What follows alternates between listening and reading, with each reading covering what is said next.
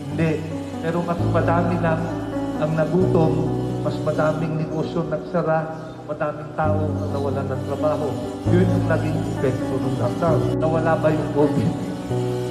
Hindi. Pero mas madami lang ang nagutom, mas madaming negosyo nagsara, madaming tao na nawalan ng trabaho. Yun yung naging epekto ng lockdown. Hindi ko sinasabi na dapat hindi tayo mag-ingat. Dapat mag-ingat tayo para hindi tayo maawa.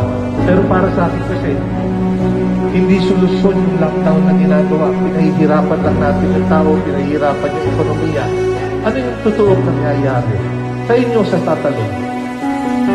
Sa tingin nyo ba, nasusunod yung lockdown? Wala bang lumalabas sa bahay pagka ng lockdown? Di ba lahat ng tao nandun pa rin sa eskwelahan, nandun pa rin sa kalsada? Kasi meron tayo mga multi-family building. Matami sa lugar natin. Yung isang bahay, maraming pamilya yung nakatira.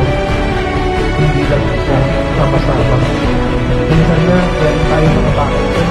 Kasi laki ng pansin. Lahat isa nakatira. Walang tao. So talagang pagka sinabi mo, lockdown mo yun, hindi ka pwede naman. Lalabas, di ba? Dahil sa liit ng tahanan. Ang importante, sabi ko nga, alam nyo, nung nakikipagtalo ko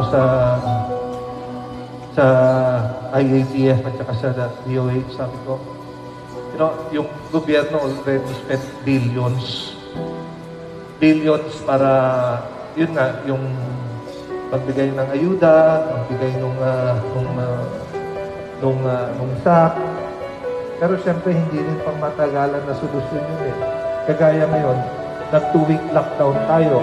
Okay, nagbigay yung national government ng tulong. Pero siyempre, mauubos din yun eh.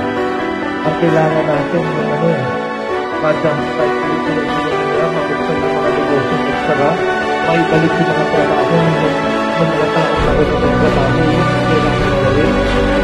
Hindi yun nasa ang ginagawa.